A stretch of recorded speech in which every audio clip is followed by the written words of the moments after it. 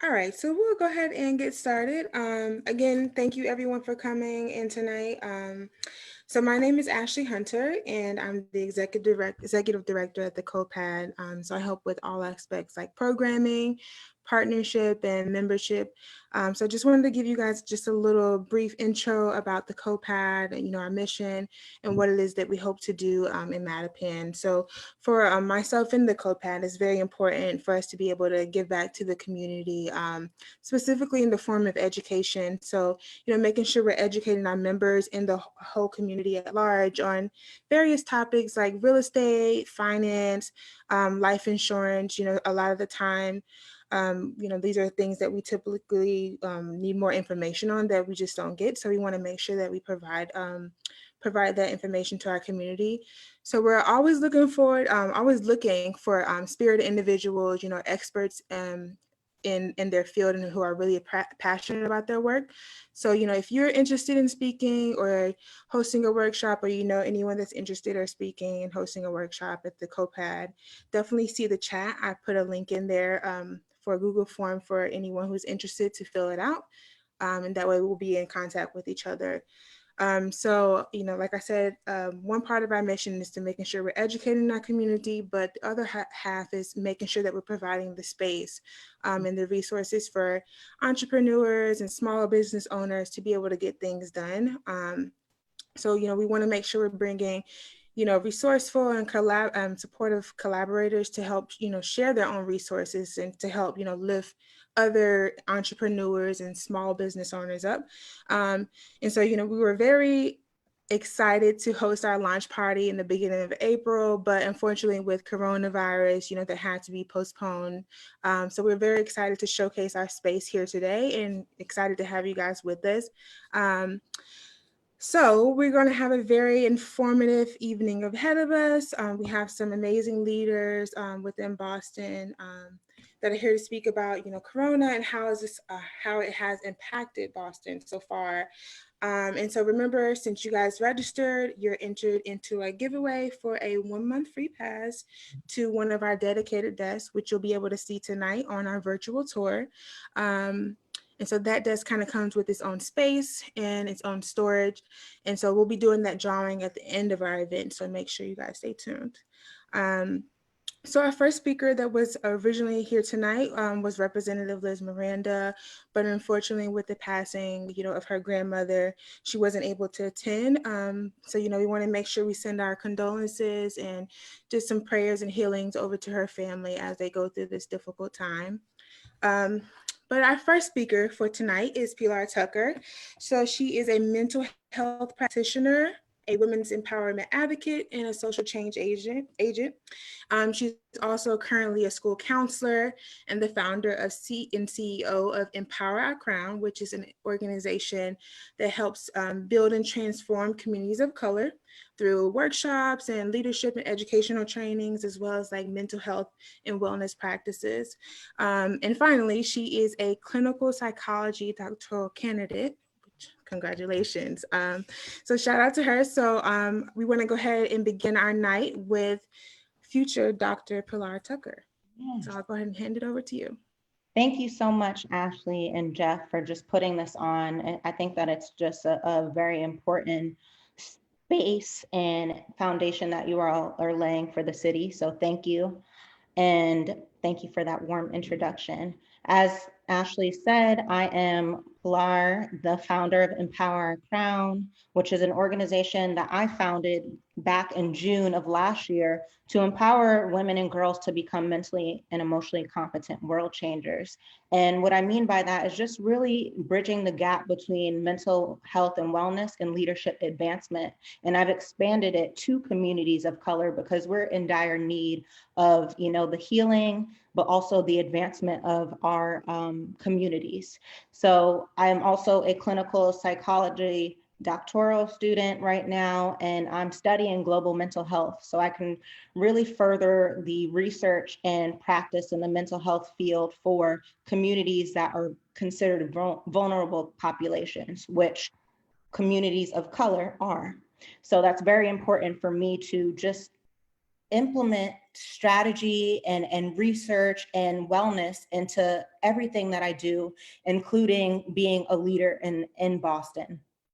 But tonight, I really want to talk about COVID in terms of a psychological perspective, because I think there are many different emotions that we are all experiencing, and fear, there's a lot of fear of the unknown. And there's also people who are just upset with the powers that be because we don't really know what is being implemented for our well-being. We hear all these different news headlines and, these reports on the news that don't really give us the answers that we deserve. And I think psychologically that is damaging. Emotionally, that is damaging. Financially, it's damaging. So COVID has impacted us in so many different ways. So many different feelings and emotions have arisen from it. And this pandemic is of course, a worldwide crisis. And what happens when our bodies and our minds undergo such a traumatic event, we either, fight, flight, or freeze. And that is a normal, natural reaction that our bodies undergo when we are fearful, or when we are harmed, or when we are in the danger zone. So it's really important, as like the city, as people of color, as people who are trying to figure this out and navigate as our best selves in such an unpredictable time, that we are intentional with how we're feeling. Sometimes we get overwhelmed by how other people are feeling, and that can negatively impact how we perceive our own emotional state. So just to give some more context around the fight, flight, or freeze, what happens to our bodies biologically and psychologically is that when we're entering, the fighting zone, we are becoming, more aggressive. We may be outraged by, our president. We are upset that each conference call that he does, each, address that he is presenting at, we're not getting the information that we need. And honestly, it may not feel like he's in support of us. Or maybe, we've lost our jobs. We are now trying to frantically seek support financially, love and support financially, and we can't get that. So we're angry. Rightfully so. We're angry, we feel overwhelmed, and sometimes it could even lead to physical pain, because when your mind is stressed, it sends signals to your body that something's wrong. And when we freeze, there are some people who are dealing with this pandemic and they're like, I've never experienced trauma at all, so this level of trauma is so immense that I'm having difficulties registering what's going on. And we are really avoidant. Our hearts are racing, we feel stuck. We are already stuck in a way because we have to social distance and have these stay-at-home orders, but we increase that feeling of stuckness by becoming numb. We are just tired and we cannot control our thoughts because this is too much to bear. And then with the flight, this, for people who are those who thrive off of the social connection and they need, human interaction, and they miss going to work and being the leaders at their jobs, these people flight right now. A lot of them are flighting, and that just means that we are darting our responsibilities. Any routine that we had prior to Corona is completely diminished, and we are struggling to understand what we can do because we've never been in this position before. So sometimes that will look like we're excessively exercising. Maybe we were going to the gym 3 times a week. Now we're going every single day, but we're not even doing anything really productive in our work. We're not achieving the goals that we had set before because this trauma, this stress, this crisis is far too much to understand. So we're so restless and darting from one activity to another. Our ideas are flighting, our sound judgment is compromised. So knowing kind of where you fit in that stress response, the natural body stress response when danger occurs, it's important to identify where or what is going on, and then the why. There's oftentimes where we identify what it is and how we're doing things, but we forget to think about the why. And the why is the root of the issue. The why is the layer of everything that manifests in our bodies, in our minds, in our spirits. So typically what I ask my clients to do is really figure out, what does this pandemic mean to you? Not your family, not your friends, not your colleagues, not your mentors, not your coaches. How does it make you feel? So I would say, Ashley, how does that make you feel? And then Ashley would say, well, I was feeling worse in Boston, but I recently moved back home with my family where I have, green trees and nature and sunny skies and a nice backyard. So I'm feeling worried, but I'm much better than I was. So I'm hopeful. So it's really being specific with how you're feeling, identifying it. And then also another challenge that I like to do as a therapist is not only identifying the emotion or what's going on or the feeling or the experiences that the pandemic has,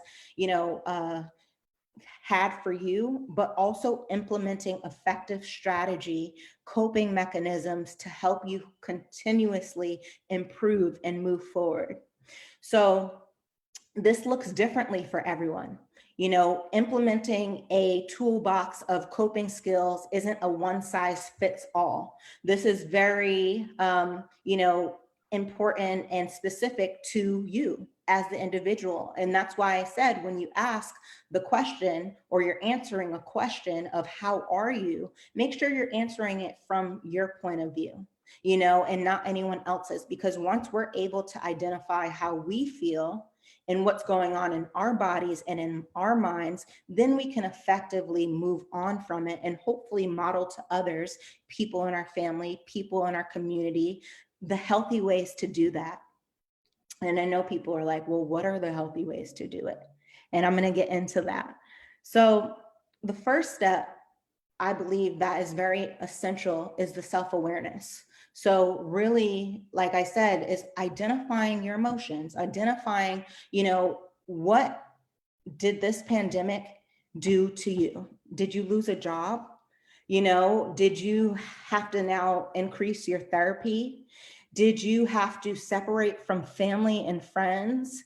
Are you more stressed than usual? Are you sad sometimes? Whatever that is, identify it, because it brings the normalcy of it. You want to understand what's going on in your body. There's no way we can try to fix or heal what's going on during this time if we don't even know what we're healing.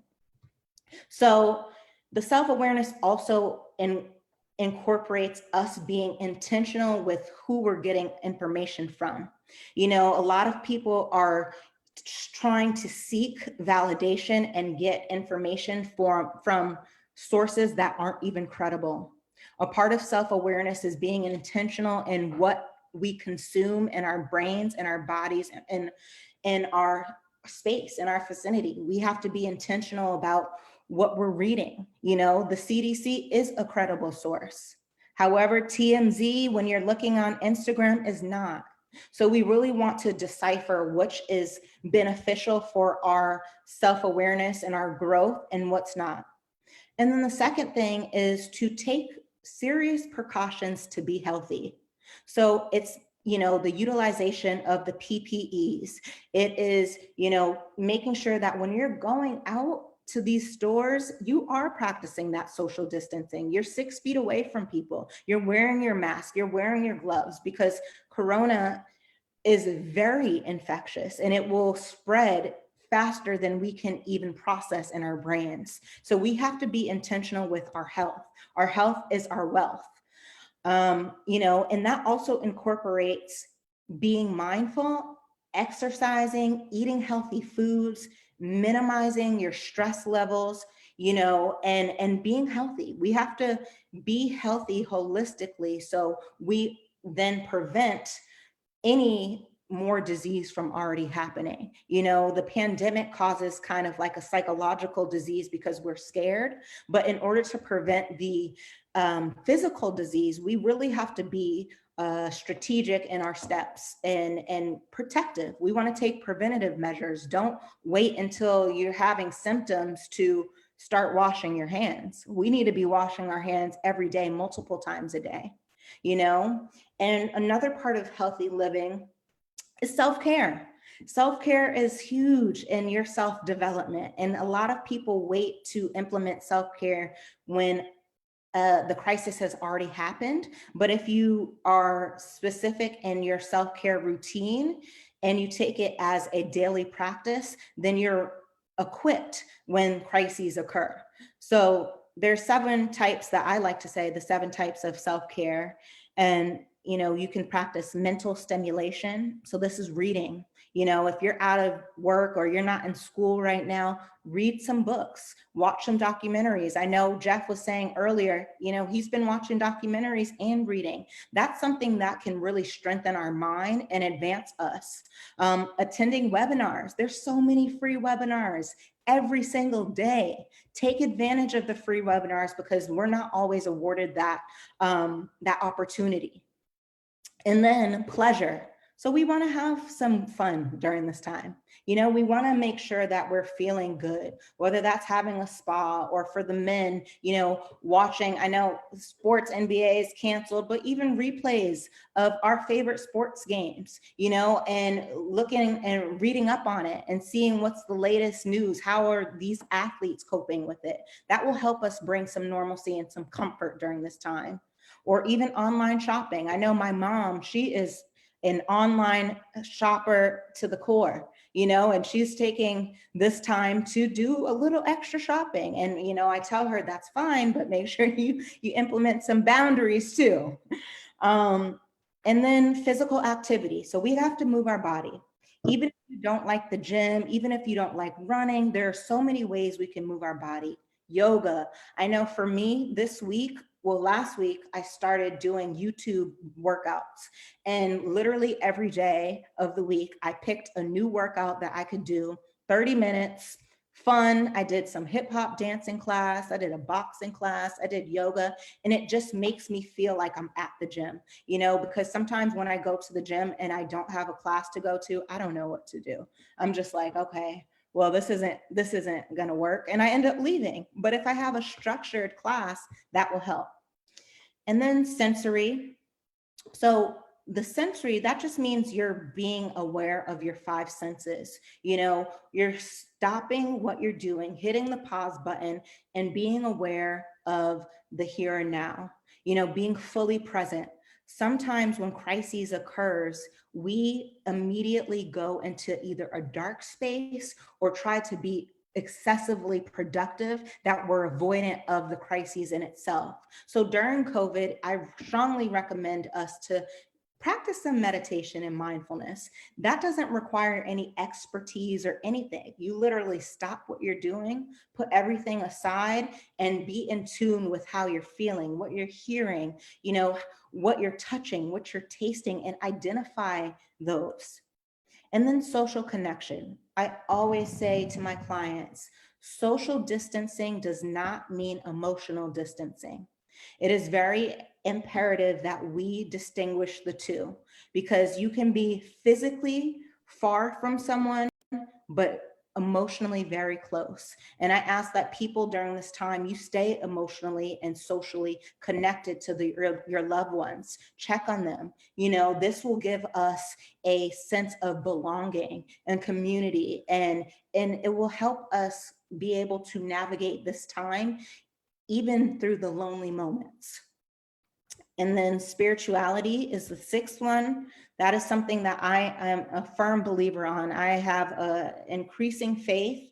I put faith over fear. And I know that everybody may not have a relationship with God or may not understand, how important it is to have faith over fear. But I encourage you to understand what is going to work for you. Whatever higher power you want to have, that's your business. But really, having a higher power and enhancing your spirituality allows someone else to help you with your problems. You know, sometimes we can't go to our friends, sometimes we can't go to our mentors or our pastors for the answers. You know, we're looking for something more, and that time for me is about prayer, you know, so that's also meditation. So you're knocking off two birds with one stone.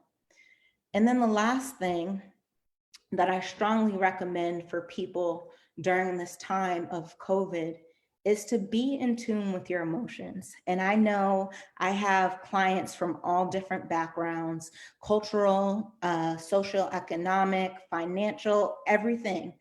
But I always encourage people, especially people of color, to be in tune with your emotions during this time. Don't, for the men who, you know, I love our Black men, but sometimes our Black men are, you know, trying to mask their pain, mask their emotions, mask their feelings with anger or rage or with avoidance. So maybe this corona made you lose a job. You know, you're away from, you know, your family, you're struggling, but you don't say it. You have to learn to get comfortable with identifying how you're feeling.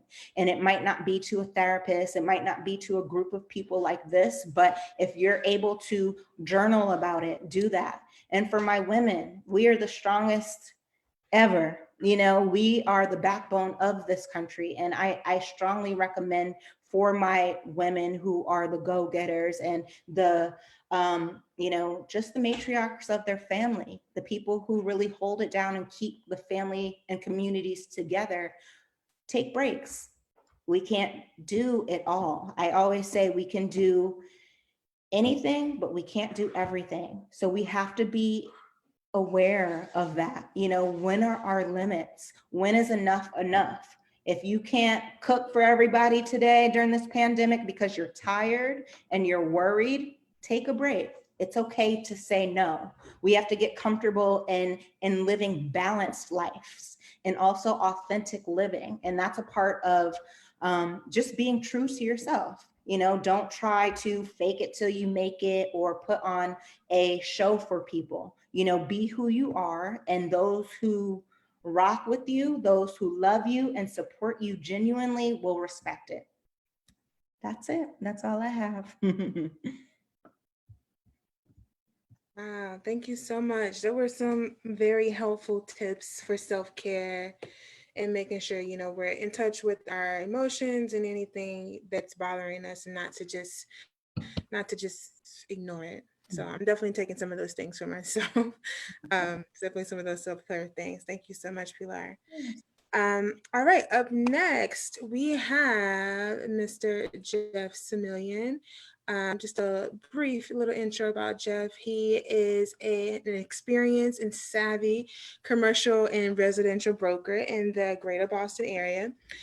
He's the founder and CEO of Boston Trust Realty Group Commercial, which is actually located a few steps away from the COPAD. So Jeff prides himself in providing leadership and sharing his vision to help, you know, the development of the city of Boston. And so, as a team member of BTRG, Jeff continues to grow and strategically keeps his eye in the direction of the commercial real estate industry. So, Jeff, you have the floor. Well, thank you, Ashley. Appreciate it. Thank you, everybody, for tuning in. As I mentioned, as Ashley mentioned, one of my goals, my biggest goal was to, you know, for me to be, you know, the change that I want to see in my community. Growing up in, you know, in Boston, Dorchester, Mattapan, at some point in my life after I graduated college, you know, me and my parents, we owned a house in Milton. And, you know, with the epidemic, what was going on with the financial crash in 2008, we were going through some issues and, you know, needing some, you know, financial resources, you know, to help us rebound and, you know, keep our home. And at the time, couldn't find those resources, you know, in the community to help me out. So, you know, as I grew and got older and, you know, and got into real estate, uh, I basically realized that there is a need in the community to help, the next generation, or to help everybody else who's not, who doesn't have those resources, who can't find the resources, and to actually provide that right here in the community. When I actually saw that, the co-working space where it's currently located on 1601 Blue Hill Ave. When I actually saw that, and I pretty much had that vision that, you know what, Jeff, there's a possibility to actually make that into a reality, and create that space, and use your resources, use your connection, and provide those resources to the community. So this is a reason why we're all here. So again, something that I'm very proud of, and I'm very happy that I was able to accomplish. And one of the major things that, unfortunately, we weren't able to do the launch party and to see the space live. So I do have a video that I want to share with everybody to be able to see the space for everybody who haven't seen it. So Ashley, if you do the honors, please.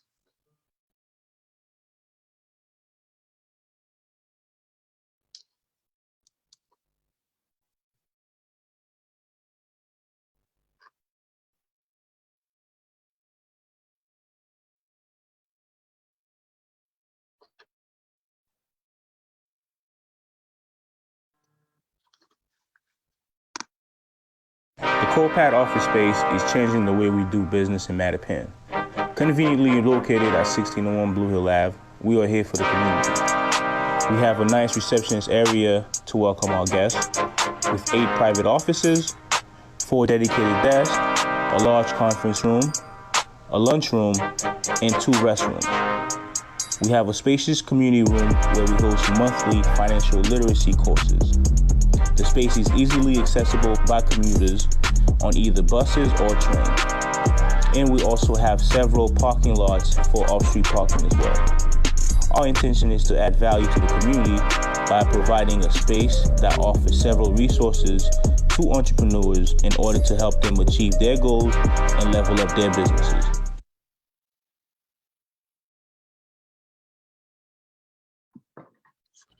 All right. Thank you very much.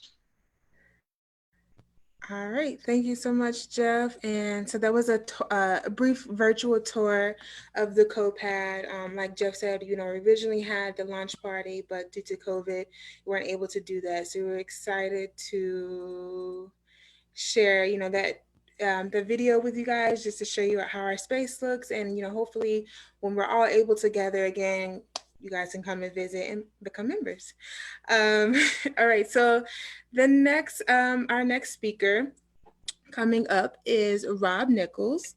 So a Dorchester native, Rob has been heavily involved in the Boston real estate community for the last 8 years. He is the owner and founder of Boston Trust Realty Group, Boston Trust Fund, and Hard Money Lender. So when he's not discussing real estate or, money lending, Rob is spending time with his family and friends and mentees. So we're very excited to have him here, at the COPAD, speaking about, us dealing with entrepreneurship and small business ownership during COVID-19. So Rob, whenever you're ready, you can take over. Excellent, Ashley. Thank you so much for the great introduction. Thanks, Jeff, for inviting me to be on here tonight, guys. I'm really appreciative of the opportunity to really just speak to empowering folks to understand how to navigate this, guys, because this is something crazy, it's something different, it's unprecedented. And, it's really important that we seek as much knowledge as we can, and we really invest in ourselves during this time, whether you're working from home, whether you still got to be out there, you're an essential personnel, or you're just at home and you have time off.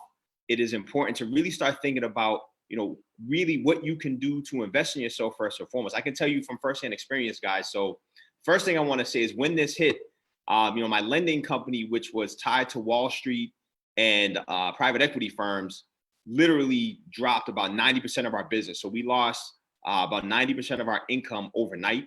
And with that, it was really like a shock for a second. Like, all right, what are we going to do? Obviously, I have multiple streams of income.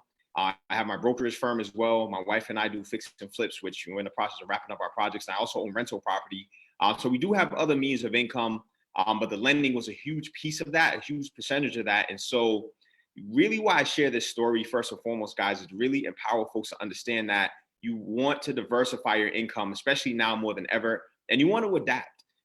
Obviously we have certain skills as business people, and we in some cases limit ourselves to just one or two, but I challenge you to be creative on a daily basis, and really to kind of think about how you can take your skills and what you know now and translate it into helping others solve problems, and also adding value to others out there who may be in need during this time. I mean, I see a lot of restaurant businesses, for example, shifting to online. Now, some have struggled while others have thrived. And I think it first and foremost really just starts with your attitude and your mindset. And that's really what I want to encourage you to really maintain a positive mindset and attitude, because without that, it becomes much harder for you to thrive through this, guys. And, I recently launched a podcast, and one of the recent episodes was about how our negative thoughts will destroy us. And so today I really want to talk about how we shift from a negative mindset to a positive mindset, so that we can really empower ourselves to at least control what we can control. And that's ourselves, that's our emotions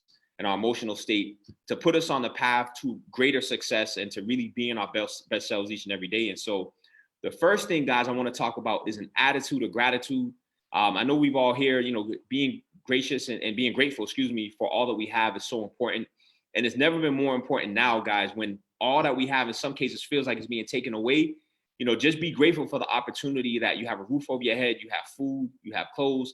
There are people out here right now, if you watch the news, I'm not a big fan of the news, but some of the things I've seen, like in Chelsea, there's a lot of illegal immigrants who don't have money for food. And so a lot of folks are coming through to really support them and help them. So I really challenge you to be grateful, even in the hard times. I mean, we're going through a recession. I made it through the last recession. And one story that I have from that last experience, and I shared this with a friend recently, is that I did a real estate deal just at the beginning of the recession, and I ended up losing $200,000 of friends and family's money, guys. And it shocked me at first.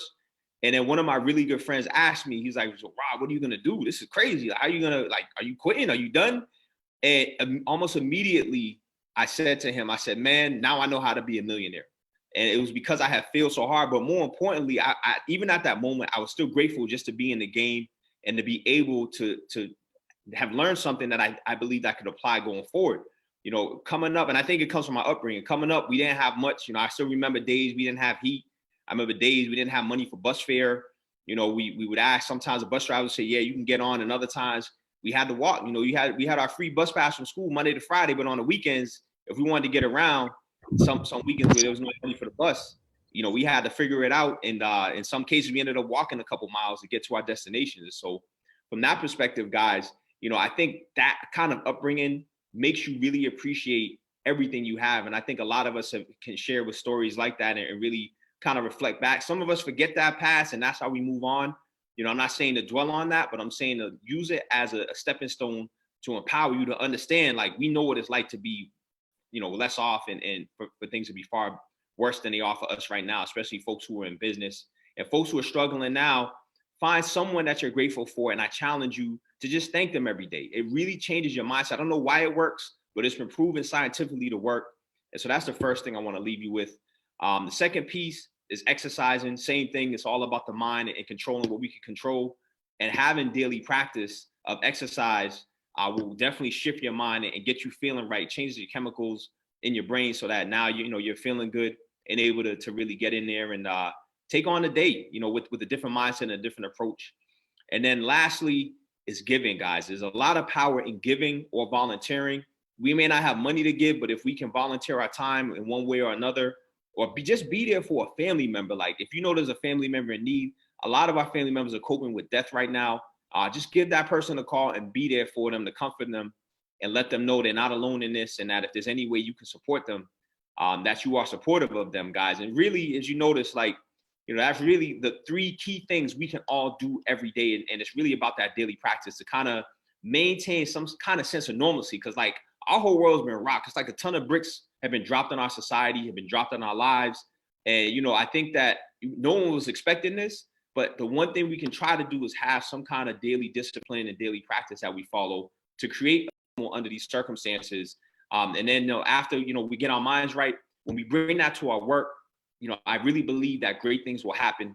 And so, I've adopted my business, I've adopted my mindset, and we're working on new things right now to really help folks. Because again, it's all about solving problems. And that's the one area where I think there's going to be a lot more problems to solve in the coming years. And as far as where we are in the economic cycle, I believe that, right now is a lot of, the stimulus that are keeping the market artificially inflated. But I believe that as we trend over the next year and a half or so, after the stimulus is gone, after the deferments are over, there's going to be a lot of short sales. There's going to be a lot going on in the economy that, unfortunately, I think are going to lead to a much deeper recession than we've seen in a while.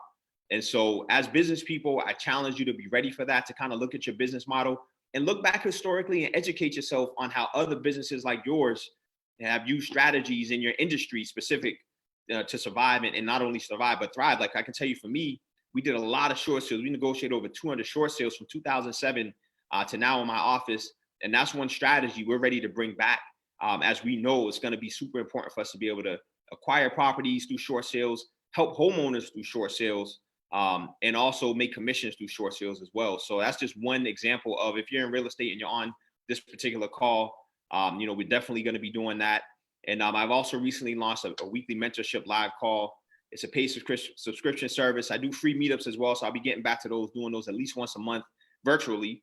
And so, that's a way I had to adapt my business. But I really challenge you to just push to adapt your business model, understanding that things are going to change. But the one thing we can control is our thoughts and our actions on a daily basis. And you really just want to focus on controlling your mindset, because it's easy to get negative real fast. And with that negative mindset, you attract negativity, guys, as we all know.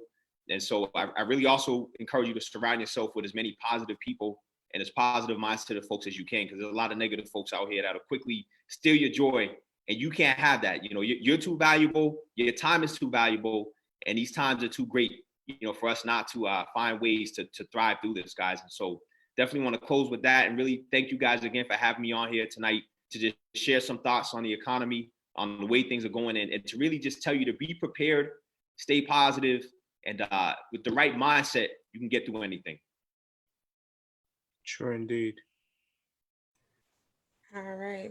Thank you. And no problem, guys. I'm free to answer questions. I don't know if you guys open it up for questions, but definitely here to answer some questions. Absolutely. And guys, feel free, like if you have a question for Rob, you can unmute your mic or you can type it in the chat, whichever one you're more comfortable with. And for any of our speakers, if you have any questions, just feel free to unmute or type in the chat. Rob? Yes. What's up, man? How you doing? How's everybody doing? I just have a quick question for you, my brother, because you were talking about the power of gratitude. My question for you is, let's say you're in a situation where you've been doing something for a long time. You've been hustling for something. You've been hustling to achieve something for a long time now, and you're trying to find gratitude, especially in the failures. You're trying to find gratitude in the failures, but it's getting to the point now where socially and maybe within your own self, you're starting to feel a sense of like despair. How can you find gratitude within that despair? That's my question. So, that's a really good question. I think sometimes it has to come from outside of that situation, meaning find something you're grateful for, a person in your life who supported you, or somebody who's been there for you now or in the past that's really and allows you to be in the position you're in to even pursue that dream. And I think that's where we can kind of start to unlock our true potential. Not every venture is going to be successful, but I think our minds, in order for us to be grateful, we have to start thinking it on a daily basis and make it a daily practice of figuring out how we're going to consistently be grateful for the people around us who are supporting us or who have supported us in the past, and verbalizing that, because at the end of the day, that's super important. And then the one thing I'll say as entrepreneurs, guys, and I didn't touch on this, but sleep is super important. It's easy right now to get caught up in everything going on. And if we're not getting enough rest, our minds ain't going to be right. Our energy is not going to be right. And it's going to be real hard to find that extra push to be grateful. So like it's all one. It's all one. But that's something that I definitely wanted to touch on as well. Thank you, brother. Thank you. I have a question, Rob. Yep. So how should we expect to recover from all this? You know, what kind of mindset should we have, or how do we approach, once everybody's out? So how do we go into that, to the new normal, or how do we approach that? I'll tell you guys something, and this is facts. You can look it up for yourself. There are more millionaires made during recessions than times of economic boom. And so from that perspective, if you shift your mindset to understanding that there are opportunities here to acquire assets, acquire business, and do things you couldn't do during the times that were great, because first and foremost, there's going to be less competition in the marketplace. There will be less buyers and less folks kind of looking to engage and buy your products or services, but it's going to be a lot less competition. And so if you position your business right, you can be someone who actually thrives during this, because there's a lot of folks whose minds are going to be messed up and they're just going to quit. And so the ones who stick around and tough it out, but not only tough it out, but look for other models and ways of doing business. I mean, there was a guy who had a shipping company during the Great Depression in 1929 who became a billionaire almost overnight because there was no one out here, shipping stuff from Europe to the United States. And so in addition to that, he was able to acquire ships from different government agencies all over the world at pennies on the dollar, because there's really no one else out here who had any money to even play. So like I said, the competition is going to be a lot less fierce, and not alone, but the folks who can wait this out and thrive in this environment will, those folks are the ones who are going to reap those benefits. So that's really how I think we should be looking at it, not as a negative, but as a positive, in the sense that there's less competition, which means if we evolve our business model, sometimes just a little bit, nothing crazy, we'll position ourselves to grab a little bit more business. Indeed. Appreciate it. Thank you. Absolutely. Ashley, how are we moving on now? Yeah. Does anyone have any more questions? Well, thank you guys. Appreciate the opportunity. Thank you, Rob. Thanks, Rob. Guys, if you have other questions, you can type them in chat, and we'll get them to Rob if he's not able to answer. Thanks, Rob. No problem, guys. All right. And so following up on that, speaking about, how business entrepreneurs can survive and cope within COVID-19. We have our last speaker, Segun Idowu, and I really hope I pronounced that correctly. So just a brief intro. Segun is a Morehouse graduate and currently serves as the executive director at BECMA, which is the Black Economic Council of Massachusetts.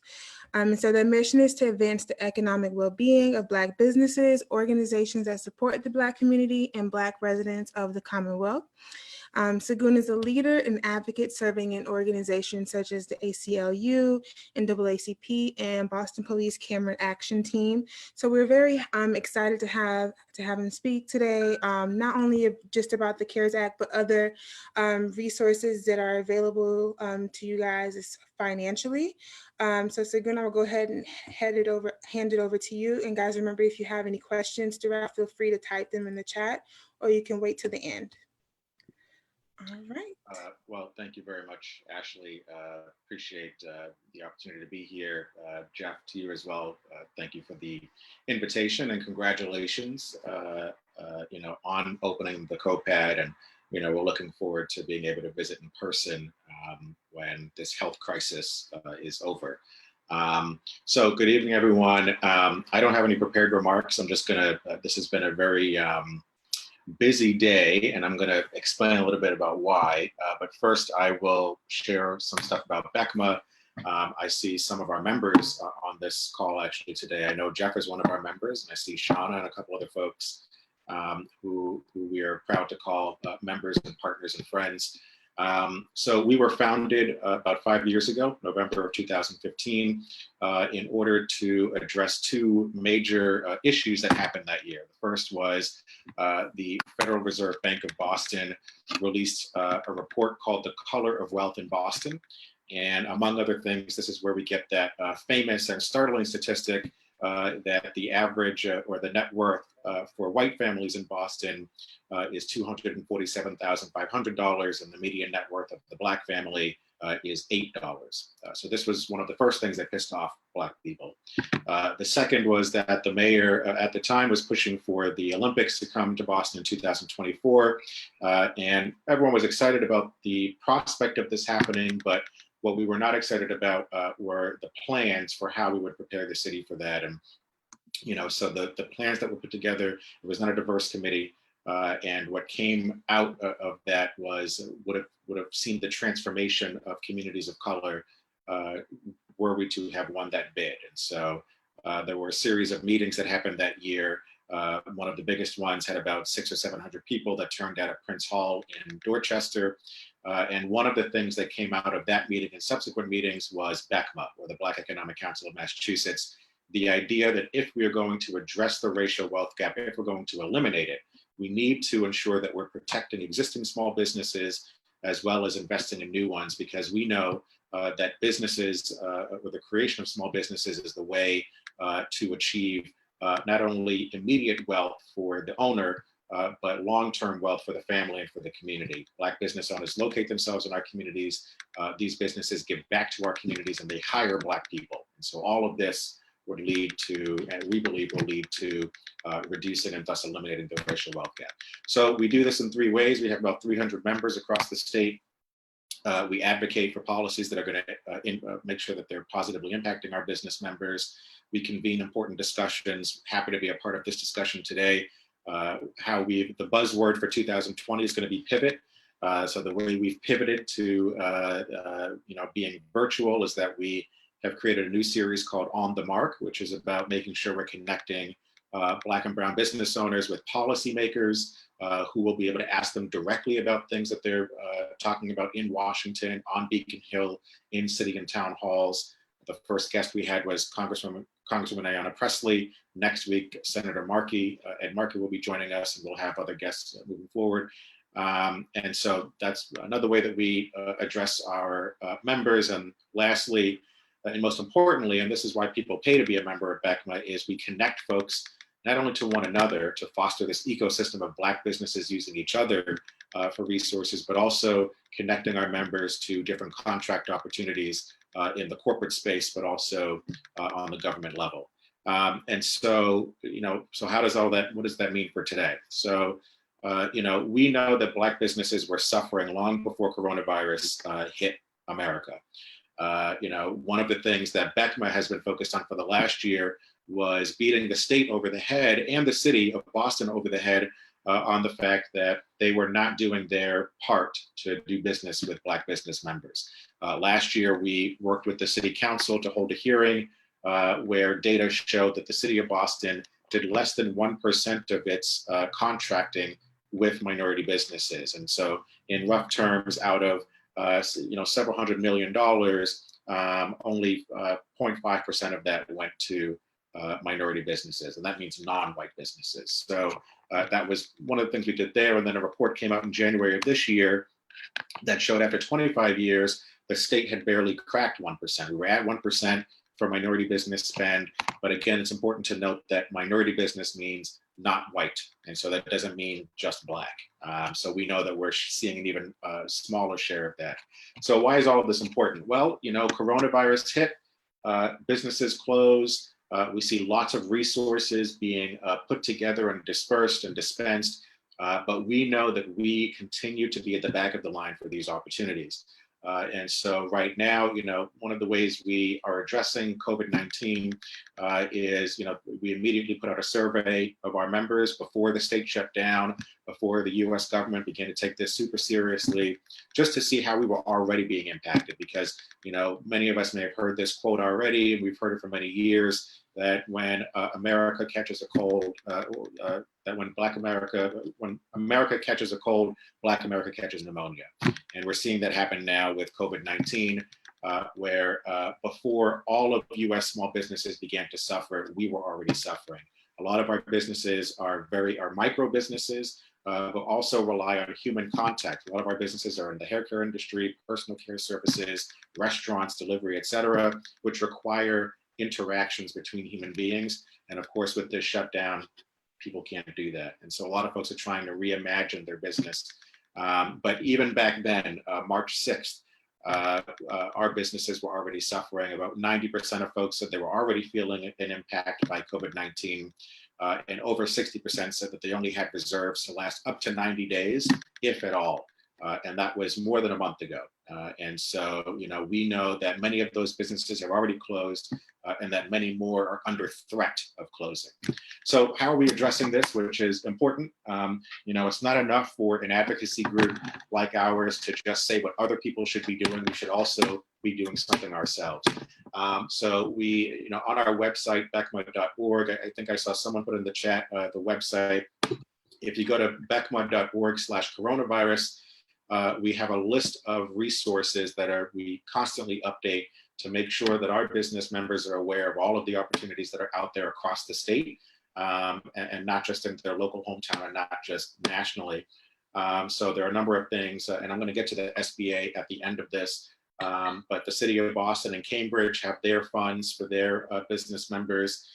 There are a number of resources through the Lawyers Committee for Civil Rights, where they're part of a coalition of folks who are providing technical assistance. So that can range from folks helping you for these applications to apply for this funding, as well as connecting you to accountants and other legal support to help you as you're repositioning your business. So this is beyond the resources. Facebook, the US Chamber of Commerce, and many other, List Boston have all announced different grants to businesses, which are really important and key. Again, like I said, I'm going to talk about the federal programs, but important to note that the federal programs are loans, which means that, even though they're forgivable, there is a potential that you'll have to pay it back. So for these other resources, these are grant opportunities, which is they're giving you the money and you apply it to whatever is going to help your business survive through this crisis. And finally, as BECMA, we partnered with Berkshire Bank and the Massachusetts LGBT Chamber of Commerce and announced last week the launch of the Futures Fund, which is a fund that Berkshire set aside $3 million, where our members will have direct access to up to $50,000 through a line of credit, which is important for helping to build the credit of small business owners, and is an important lifeline as folks are waiting for other monies to come through either the federal government or other sources. So finally, I'll just end by talking about some of the federal programs. Originally, I was scheduled to speak tonight about the CARES Act, which passed about 3 weeks ago now. But as we all read in the news last week, last Wednesday, as a matter of fact, the money ran out. So for those of you who may not know, Congress passed a $349 billion package out of a $2 trillion package about 3 or 2 Fridays ago, in order to invest in small businesses to ensure that folks had access to a lifeline. This would have been available in 2 different ways. The Small Business Administration was providing loans up to $10 million through the Economic Injury Disaster Loan, and any business impacted by COVID-19, which is really any business, would have had the opportunity to apply for this, and it would have been based on your revenue from the previous year. And so you would have been able to get a loan up to that, to max out there. The second, which is the most common and popular that all of us probably heard about, was the Paycheck Protection Program. And this was an opportunity for small businesses to be able to get money from the federal government to cover payroll for the next 8 weeks. And so, a lot of folks are experiencing difficulties with revenue. And so this would have been great in order to help people hire back the folks that small businesses had to lay off in order to stabilize their business and try to survive the crisis. The problem with this program is that the federal government prioritized speed over equity, and they prioritize speed over getting it right. And so what we wound up seeing happening was that larger businesses, I think we all read about, Shake Shack, Ruth's Chris, and many other large businesses and corporations were actually able to take advantage of this program and to take $10, $20 million each for their subsidiaries to be able to pay staff, even despite the fact that these corporations as one entity have millions and millions of dollars saved in reserves. So that meant that there was a smaller pool for small businesses to access this money. Then the program was rolled out in a disjointed way. The federal government, again, because they prioritize speed, made the announcements about this program before something actually was put together. So the SBA was trying to figure out the regulations and how to get this to everyone before the announcement was made, but they hadn't made it there. So Trump and everyone else were talking about and lauding the program about how it was going to help so many people before we actually had the rules set in place and what the framework of the program would look like. So when they announced it and it was supposed to go into effect 2 weeks ago, banks didn't have the guidance they needed. So different banks began saying, well, we're only going to work with customers where we've already given them loans, which already knocked out Black and brown businesses, because we already know that we are the least types of businesses to ever get approved for a loan with major banks across the nation. So that already cut us out of the mix. Then when banks began accepting more applications, we now see a lawsuit in LA, and we can expect to see lawsuits across the country where different banks like Wells Fargo and Chase and others are being accused of prioritizing larger businesses over that of smaller businesses. This program was set up to be a first come, first serve program. And what we saw instead happening was a reshuffling of the deck, that people who were businesses who were already in a great position to take on these loans and to pay it back, and the bank would receive higher fees for dealing with larger businesses. And then whatever monies were left over toward the end of the program were given to smaller businesses. So now, as of today, we see almost 2 million applications still in queue, waiting for the additional funding that Congress is talking about passing today or tomorrow, waiting for that opportunity. And yet these larger businesses, first of all, because they're so big, they have lobbyists. They have CFOs and others who are very in tune with what's happening in Congress and can call a senator or a congressperson and say, what is the status of this legislation? And get the inside scoop that this is going to pass tomorrow and that you need to be ready. And so they have the staff to put together the application, to get all the resources they need, to send it in the next day, and to get that resource. So when we were reading about Ruth's Chris, they got their money almost as soon as the ink was dry on this legislation. It was because they knew it was coming down the pike, and because they have the staff to be able to put these applications together. We don't have that luxury. For many Black and brown businesses, for those of us who have staff or employees, we have maybe 1 or 2 others that are working with us. We don't have 100 people working for us full time, where we have a whole department focused on finance that can put together these documents. Usually it's the founder or the owner themselves who's doing all of this work, while also trying to figure out where I can get other money just to cover next week's payroll. And so all that being said, we have been keeping a close eye as BECMA on what's happening on the national level.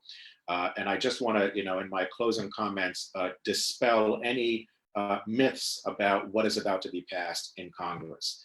So some of us who may follow CNN or some of these other outlets may be seeing how folks like Senator Schumer and others are claiming a victory at the fact that there is a carve out of either $60 billion or $125 billion, depending on who you listen to, for minority-owned businesses. I need to let you know that this is not true.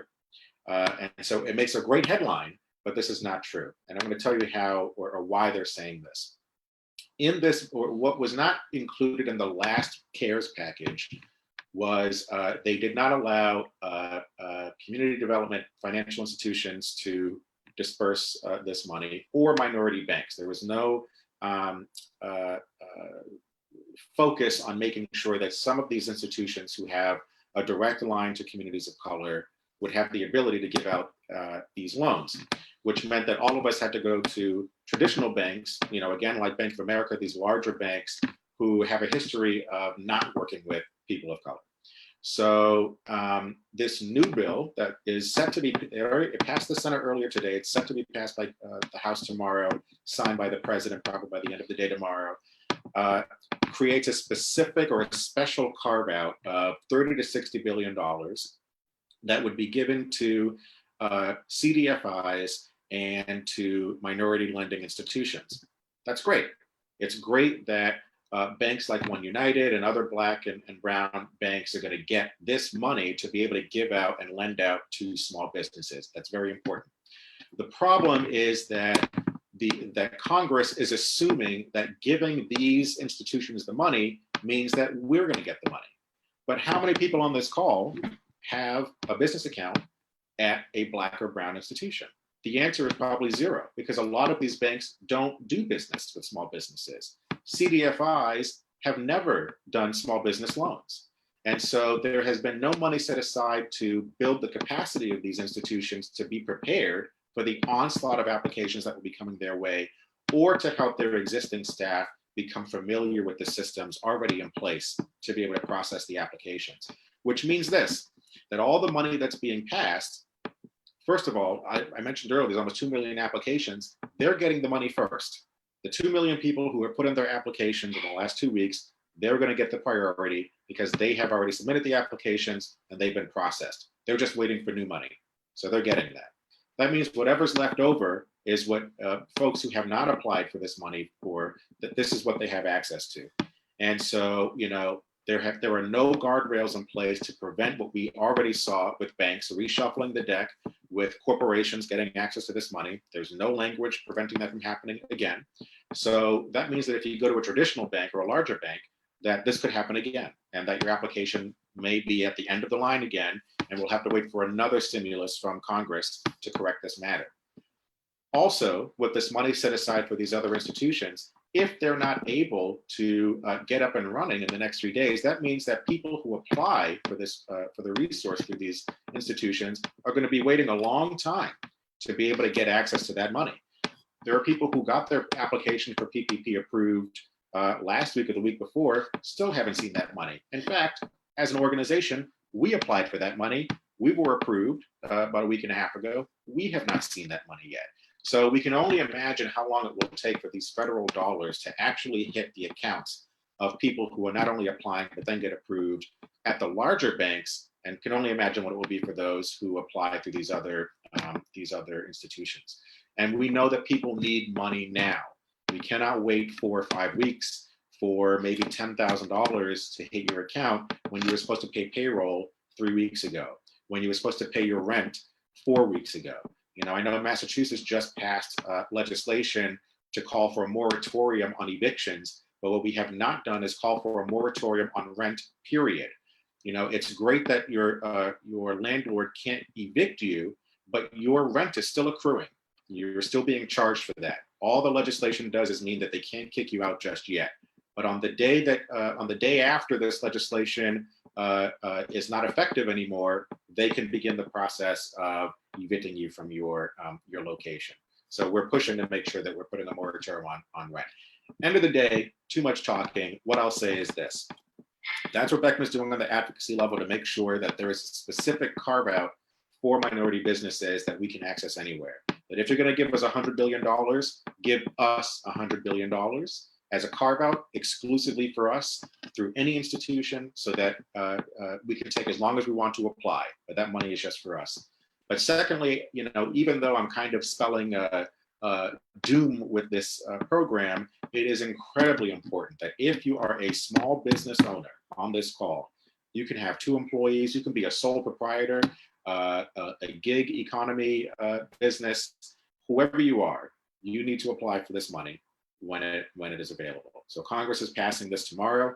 You need to be in line to get this money, even if you're not sure that you qualify for it. You know, Congresswoman Presley was on the mark 3 weeks ago. The same advice she gave.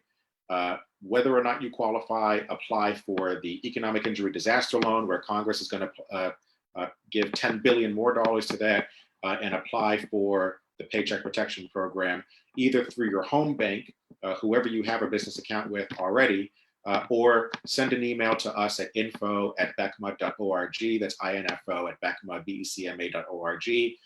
You know, after talking with you, we're happy to connect you with different banks that we're partners with to ensure that you have a direct line to a bank to get you through that process.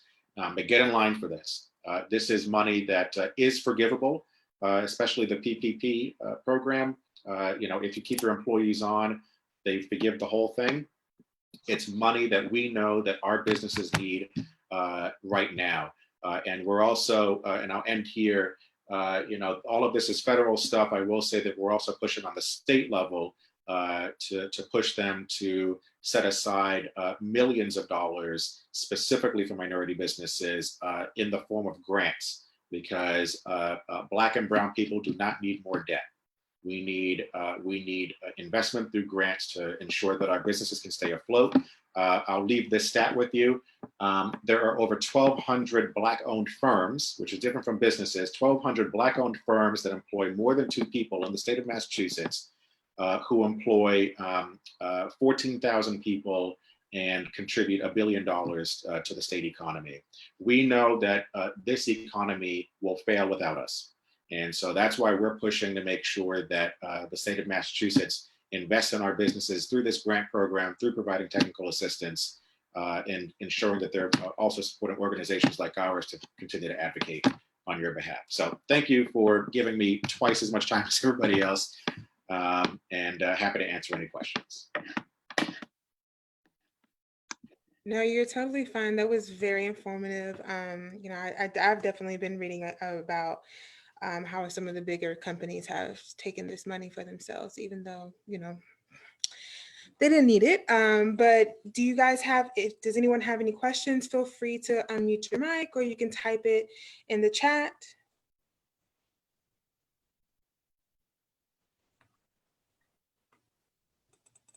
Any questions? And Milton, this is recorded, so we'll hopefully be posting it soon. Well, question for you, Shagun. I know you mentioned the 2 type of loans. As far as if we're not qualified, you should, you encourage us to apply. So how do we, get in, prepare ourselves to before we apply? I mean, is there any help as far as making sure, what are the qualifications before applying that we could, Yes.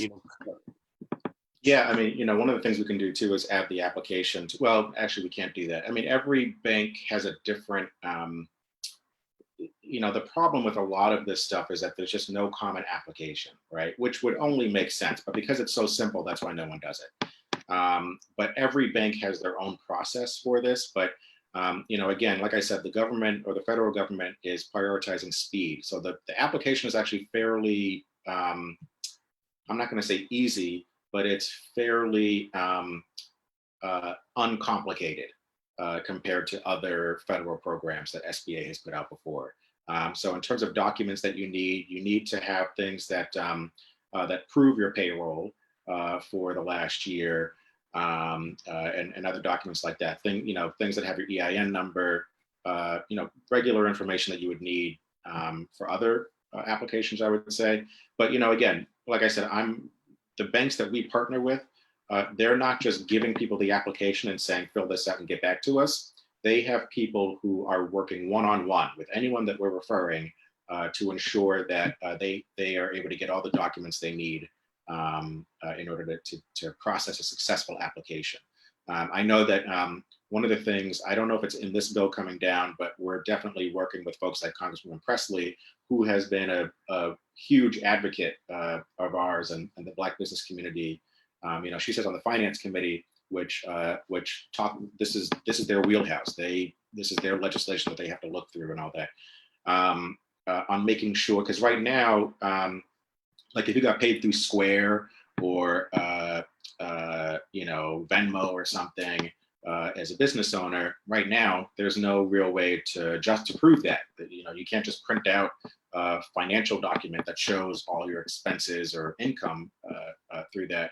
And so, we're working to ensure that in the next package that those documents would be allowed.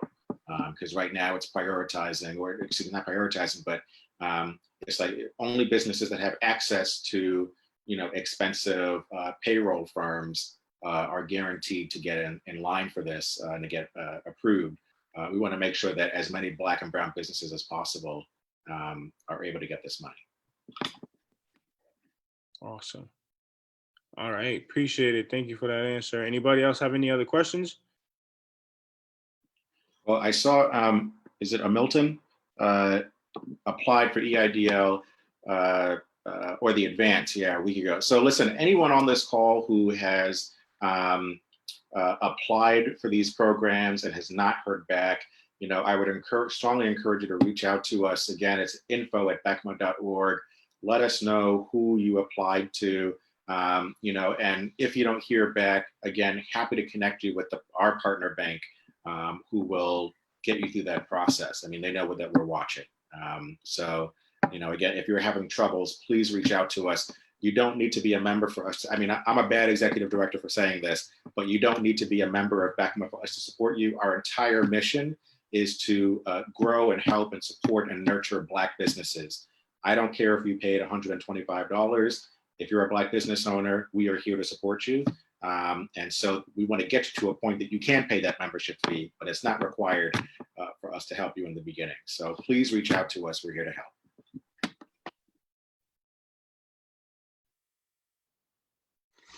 All right. Any other questions, guys? All right. Well, thank you so much. We'll definitely be reaching out to you. Hopefully, collaborate with BECMA as soon as possible. Thank you guys so much. All right. And Jeff, did you want to kick this part off? Yes. Well, I want to say I appreciate everybody for coming. For tuning in and participating. And I believe that we wanted to announce a winner for our giveaway for the dedicated desk. Our goal is to continue to add value to the community. So we were pretty much looking to give out a free desk to a small business that's capable of coming to the community and adding value and helping us grow. So with all with everybody that's participated, I believe. Are you making the announcement, or I'm making the announcement, Ashley? That's fine. You can make it. All right. So I believe with everybody here that randomly, I think we selected David Burns as our winner. I'm not sure if he's still on here. So that is the winner of the dedicated desk.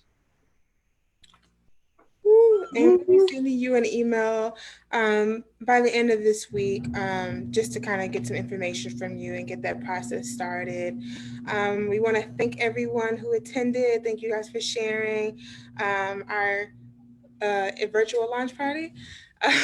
So thank you guys so much. And I don't know if you want to add any other closing remarks, Jeff. Thank you again. Thank you everybody for tuning in. Shagun, thank you for the information. Dr. Pillar, thank you for everything you just said, everything you did, you plan on doing for us in the community. I wish you would be part of the community, part of the COPAD. Actually, we need to have this conversation to get Dr. Pillar as a member of the COPAD. So, and also we want to get BECMA into the community as well. So hopefully we could get these two businesses into the COPAD, and like I said, continue to add value to the community. So thank you very much for all you guys have done for us today, and continue to add value and level up. Thank you, Jeff and Ashley. Thank you guys. And one more little plug. If you know anyone who you think would be a great speaker at the COPAD, or if you would like to speak at the COPAD, check the link in the chat. Feel free to fill in that information, and I'll get back to you as soon as possible. We definitely want to, engage our community in this. So if you feel like you would like to speak at the COPAD, or if you know anyone, definitely click that link and fill out that form. Awesome. Thank you very much. Appreciate it. Thank you, everybody. And we are out. Have a good night. Have a good hump day. I almost forgot what day it was.